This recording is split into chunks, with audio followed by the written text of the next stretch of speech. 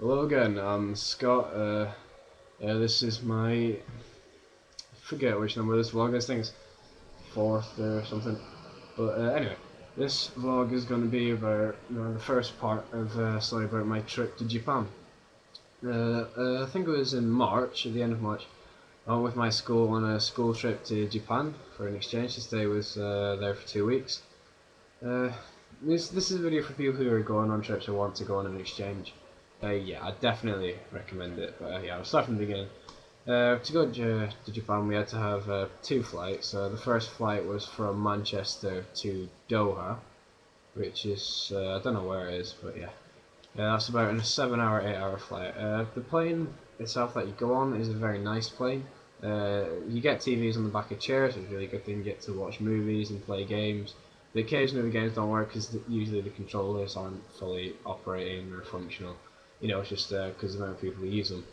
But so yeah, it's a 7-hour flight to Doha, and then we spent 2 hours in the airport there, which was really bad because Doha is a really hot place, and there are a lot of people there. People who don't wear deodorant. I don't mean to be racist, but yeah, they didn't wear deodorant, so it smelled quite bad. It was really hot, and yeah, we kind of got really sweaty. All of us did.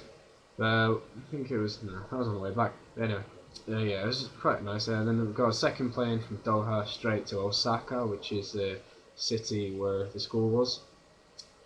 I had quite an eventful start to Japan. I had the most different start of everyone. Started with we got off the plane. We had to wait a little bit until we met our host families. We met them. We got some train tickets because we had to catch the train to from Skopje. But yeah, we got the train tickets, and my host family stayed with the Mushiaki family. Very nice people. But yeah, they met up with me at the airport, and we got talking. And then decided it's time to take me home. They asked if I wanted to go for some food. I said no. I was really full from plain food because I ate quite a lot of it, and I ate quite a lot of crisps as well. Kept asking for them. But yeah, and in Japan, boxes are all like cars. I noticed this when I was looking at those things. Sorry, my shoulders going. Yeah, I was looking at all the cars in the parking lot, and they're all square. So I'm not even joking. I think Japanese people love big cars because they're so small. So yeah, every car's pretty big and square down there. Anyway, back to the story. Yeah, we started driving out of the airport, and we got onto the motorway leading from the airport to the city. It was like a motorway that extends along the water.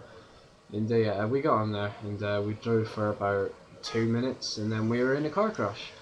Unfortunately, a car had come up beside us on dual carrier and lost control. It sort of veered into us and hit us into the barriers, and the one like hit one barrier and we bounced over and hit the other barriers. Yeah, it was a little bit scary. I'm not gonna lie. It was my first ever car crash. And yeah, I was a little bit shocked, and yeah.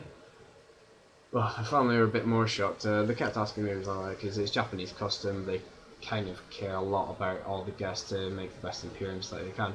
So they kept asking me if it was alright, and I had to spend like 2 hours sitting there in this broken car because the police had to come and get all my details and give them my passport and all that stuff. But yeah, it may sound a bit scary, but yeah, that's an incredibly rare thing to happen in Japan. But unfortunately, it just had to happen to me. But yeah, the car unfortunately had to be written off the next day. We still drove home, and it was like a 2-hour drive home because we lived quite far up in the mountains, just outside of Osaka. Yeah, we had to drive home in that, and then the car was written off, and I felt really bad because I thought that it was my fault for getting the car smashed up. We got home. It was a really nice house. They were quite well off Japanese family. They weren't rich, but they were well off. The house is pretty big. And I love traditional Japanese houses because it's got tatami mat floors, which are a really nice thing. They're proper comfy. They don't look it, but they are. They're comfier than normal floors. Because normally they just have laminate floors, and they're not hard. But anyway, yeah, we got home and they gave me Sawako, who's my exchange friend. It was an all-female school. I know, win for me. But yeah. Stayed in her older brother's room, who had gone to university. It was quite a nice room. They have like, oh, the burn one.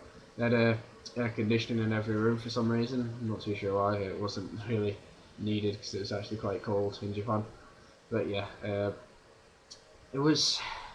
The second day wasn't the best. We caught a train to the school, and I met up with all my friends and people I've never known before who went on exchange with me from the school. And we met up before that, and unfortunately this news about the car crash had spread before I got there. So when I got there, I got lots of people coming up to me asking, "Oh, have you been in a car crash? Are you okay?" and stuff like that. And I'm not gonna lie, I enjoyed it. It was quite funny. It wasn't funny, but it was nice to know that people actually cared. At least it wasn't those people that just see you've been in a car crash and just think, "Oh, okay," and just laugh at you.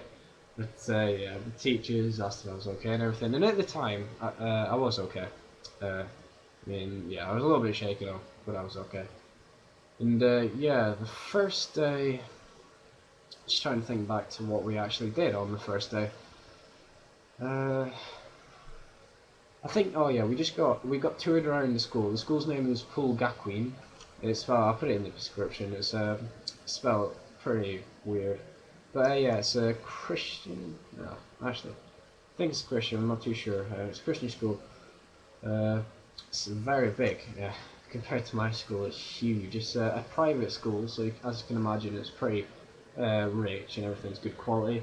They took us around all the classes, and I met with a few Japanese people that I already knew because they came to England before with to stay with us. Unfortunately, I didn't host them because I had no idea that it was actually happening. But one of my friends hosted, and I got to know her in exchange with a few others. And I met them when I was there. It was real nice.